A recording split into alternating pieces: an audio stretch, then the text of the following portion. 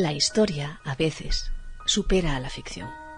A los más terroríficos cuentos de miedo y a las historias de brujas de enorme nariz, verruga al uso y piel cetrina casi verde. La vida, en definitiva, a veces sorprende tanto como un buen relato cuyos hechos jamás hayan existido. Más la de nuestros antepasados, residentes en un mundo cruel donde la muerte se presentaba con mayor frecuencia que hoy en día, y en situaciones más complejas, donde no mediaba la ciencia ni el conocimiento, y donde la presencia de un perro rabioso en un pequeño pueblo cangués podía dar lugar a un auténtico caso demoníaco, porque así, de demoníaco, habría sido tratado el caso de la niña María Quesada de ser el párroco que la asistió, don Ignacio Martínez Valdés, poco ilustrado.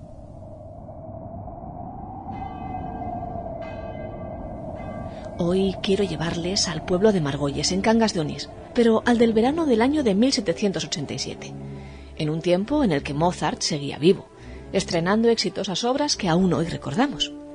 Fue en 1787 el mismo año en que se redactó el censo de Florida Blanca, un importante hito para el estudio demográfico de nuestro país, en el que por entonces vivían poco más de 10 millones de habitantes, con una densidad media de 22,7 personas por kilómetro cuadrado, frente a los casi 50 millones y 94 personas por kilómetro cuadrado de hoy en día.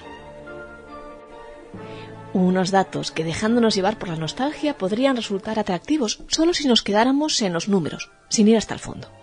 La mortalidad infantil en 1787 estaba a la orden del día, y a un párroco humilde de provincias poco habría de impresionarle en el tiempo en el que hoy nos encontramos el deceso de una chiquilla como lo fue María Quesada. Pero el de ella sí que llamó la atención, tanto como para que don Ignacio Martínez Valdés, el párroco, ya les digo, ilustrado, de Margolles, en Cangas de Onís, decidiera contarnos la historia triste de la niña que clamó al cielo, a los demonios y a las culebras poco antes de su deceso, en viernes, como en viernes también fuera mordida por un perro rabioso al pasar por el puente del Orello. Pero no murió de rabia la pequeña María, no se vayan a creer, porque a tenor de lo que nos cuenta el cura en documentos que aún hoy se conservan en custodia del Archivo Histórico Diocesano de Oviedo, fue la fatiga que le produjeron sus delirios lo que llevó a la muerte a aquella joven afectada de un mal tan frecuente por entonces como la rabia. Por entonces y hasta el otro día, como quien dice. Como bien recordarán los oyentes habituales de este podcast, a los que ahora se les venga a la mente la historia que en su día les conté, ya en época contemporánea, del mendigo Ulises en Gijón. En fin, tal era la frecuencia de la rabia en toda Europa, que se escribieron sobre ella muchos opúsculos. Uno de ellos, el de Charles-Pierre Leroux, escrito sobre esta fecha en la que nos encontramos y consultable hoy en día online en Google Books, nos va a acompañar por toda esta historia, la cual conviene contar desde el principio. Cuando todo empieza, son las 6 de la mañana, y el cura se ocupa de sus maitines diarios, y entonces... La partida de defunción de María Quesada dice así.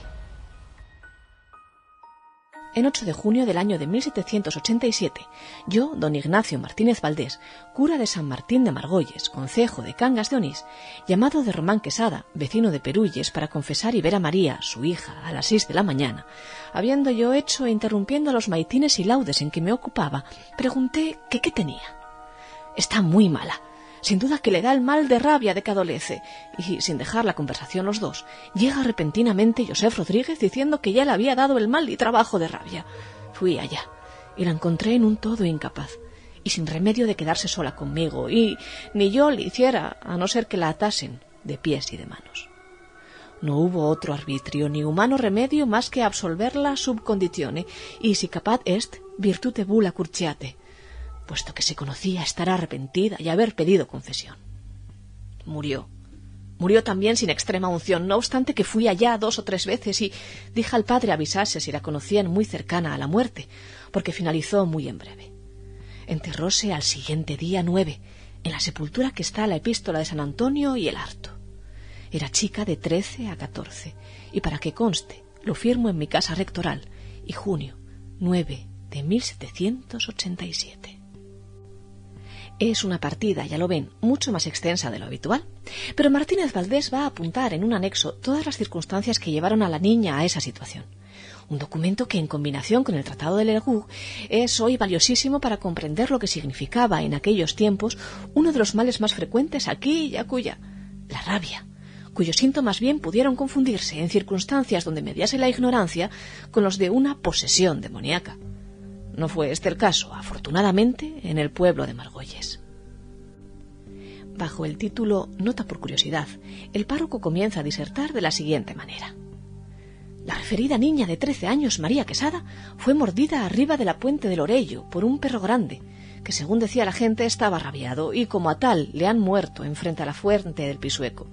Este perro hizo a la niña más de 6 u 8 agujeros en las muñecas y manos grandes, y decía ella que la aventaban él con el vaho de la boca. Esto fue el día 4 de mayo de 1787, un viernes, a cosa de las 4 o 5 de la tarde. Vino el padre con ella ante mí y la bendije con las reliquias de San Blas. Estando en eso, le dio ganas de vomitar a la niña, no pudo, y ojalá con un vómito u otro remedio a juicio de médico si lo hubiera forzado y no sucediese lo que sucedió. Fue a la bendición de los frailes de Dios que la bendijeron y la mandaron, que no se acordase más de ello. Fuese, como dicen, a un saludador y supongo la saludó, con razón o sin ella. Vino la niña, y su padre la puso medicina para curar las llagas, y a los 8 días ya se soñaba la niña con el perro, haciendo ademán de escorrerle y aullando con la boca. ¿Qué medicina podría ser aquella? Su padre la puso medicina para curar las llagas. Bueno, es imposible saberlo, ya que los remedios para curar la rabia eran innumerables.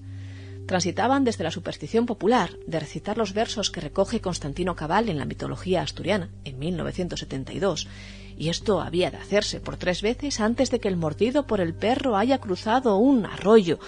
Estos versos eran: Nuestra Señora de Roma venía, 3 libros de oro en la mano traía, uno que leía, otro que escribía, otro que mal de la rabia decía. Fuentes claras a correr, campos verdes a pacer, que del mal de la rabia no has de morrer. Y de esta superstición popular a la superstición religiosa, como se narra en Manojito de Flores, cuya fragancia descifra los misterios de la misa y oficio divino, de Juan Nieto, escrito en 1723, un exorcismo que servía para hombres, mujeres y ganados mordidos de animales rabiosos y ponzoñosos, y puede servir, nos dice, para cualquier dolor grave. Había de recitarlo un sacerdote vestido con sobrepelliz y estola morada, y que portase cruz, candela y agua bendita, poniéndose de rodillas y echando agua bendita al enfermo rabioso. En fin, centrándonos solo en lo científico, solían utilizarse para curar la rabia la corteza de la raíz del rosal silvestre, ya desde tiempos de Plinio, la acedera, la valeriana silvestre o el alcanfor, los polvos de Julián Palmario, que era un mix de ruda, verbena, salvia, llantén, polidopio, ajenjo, hierbabuena, artemisa, toronjil, betónica y pericón y centaura, de todo un poco. También polvos de cangrejo o de escarabajo, hígado de perro rabioso, un remedio pronto desahuciado, eso sí, por la comunidad científica, cantáridas en vino, limaduras de cobre o de estaño, manteca de arsénico o agua con sal. Y esto solo para empezar. Poco a poco la niña se fue recuperando, pero solo de las heridas, porque por dentro corría ya el mal de la rabia y de la locura. Iban las heridas sanando. Aquí fue lo malo. Tal vez si no las dejaran cerrarse, dice el párroco, hasta pasados varios meses hubiera expelido la postema. Efectivamente, se creía que la evacuación de la ponzoña de la sangre por aquel mismo lugar por donde fue concebida, es decir, la herida de la mordedura, ayudaba a hacer salir la rabia del organismo humano, algo que, según recuerda Lerroux, ya había apuntado el segoviano Andrés Lagona en el siglo XVI y el griego Aecio, que en el siglo V sostenía que debía dejarse supurar la herida durante al menos 2 meses haciendo uso, para limpiarla, de plantas como la espadaña, la genciana o la brionia. Y sigue el texto. Siguió como hasta últimos de mayo y principios de junio, y se puso triste la niña y muy acobardada. No bebía y comer poco, diciendo, preguntada, que no tenía ni sentía cosa más que la garganta oprimida, que no la deja beber y comer poco. Dabanla de comer antes varios ajos. En el día 4 hasta el 7, mucho más amurnida, suspensa y aturdida, ojos torvos y mala figura, siempre estuvo gorda y de buen color.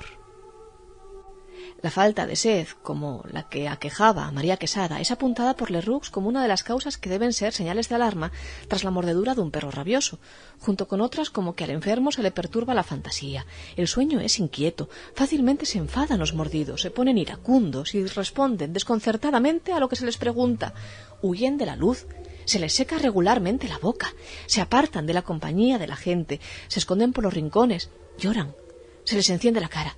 Abominan las lluvias y beben menos de lo que acostumbran, aunque algunos de estos síntomas tienen analogía con los de la hipocondria y manía. Llega en breve el episodio de manía hacia el agua o cualquier cosa transparente, y como en el caso de Quesada, dice el francés que el rabioso, aunque pueda todavía pasar alimentos sólidos a la garganta en su trance, los esfuerzos que hace si llega a tocar con la lengua o los labios cualquier licor, le produce una ansiedad y congoja increíbles, acompañadas regularmente de temblores y de convulsiones enormes. Leemos. El día 8 de junio, enteramente delirada y loca, por la mañana la recogieron en un cuarto. Quedó sola y, según se cree, se mató a sí misma, despedazando paredes, ropa y tablas y más trances. Hablándola debajo de todo eso, después de sacada, prorrumpía en varias maldiciones, blasfemias, fingiendo a cada instante a los perros en sus aullos y otros varios desatinos y figuras. Decía le dolían las muelas y los dientes, que quería morder y que morderá. A unos no les quería hacer daño, a otros sí, y hacía mil virajes con los ojos, con la boca y con las manos. Por fin vino el cirujano para sangrarla, y sin que hubiese tiempo, metiendo miedo a todos, espumeando por la boca y diciendo: «Eran culebras, ¡ay! ¡Cuántas! Sapos, perros y 1000 postemas». El delirio, no necesariamente consustancial al mal de rabia, pero sí muy habitual, se manifestó en el caso de la niña de Margolles de forma muy palpable, como el caso narrado, en este caso en Gran Bretaña, por Falkner, el cirujano que trató en 1762 a Anne Moore, una mujer que fue mordida en un dedo por un perro rabioso. A Moore la rabia se le manifestó como un violento dolor en el corazón, los ojos asombrados. Sufría una gran ansiedad, toda estaba agitada y algunos ratos eran tan fuertes las convulsiones que apenas la podían sujetar 4 o 5 hombres. Falkner, después de una sangría copiosa, le untó la mano y el dedo mordido con ungüento mercurial. Le ordenó un bolo compuesto por 3 ganos de turbit mineral y más, sin que ello consiguiera hacer remitir el delirio extremo. Esa mujer quería morder y llegó a morder sus dedos, almohadas y colchas de su cama. No podía pasar el agua y cuando se la ponían delante daba muestras del horror más grande y doloroso. Moore, sin embargo, consiguió curarse. Ya sabemos, porque lo hemos adelantado antes, que tristemente no fue así en el caso de nuestra niña de Margolles. A ella sí la visitó la parca. Así y de ninguna otra manera hubiera podido ser, acaba el anexo del impresionado sacerdote del pueblo. Dio el último suspiro y su alma a nuestro Criador el día 8, a las 4 para las 5 o 6, viernes, tiempo en que la mordió el perro, el mismo día. De un viernes a otro, maldito día, tintado con la pestilencia del hígado de perro rabioso que nada hizo y el picor de los ajos que no pudieron con una enfermedad hoy afortunadamente casi olvidada en nuestro mundo occidental. Pero no olvidemos, no debemos olvidar lo que fuimos ni de dónde venimos. Venimos de un mundo en el que todo podía cambiar de la noche a la mañana, de lo cuerdo a la locura, solamente con pasar una tarde de maldito viernes por el puente del Orello, en Margolles, en Cangas de Onís, en Asturias, en tiempos de la Ilustración. De ese, no de ningún otro, en el que una historia real podía, y con mucho, superar a los más impresionantes cuentos de terror.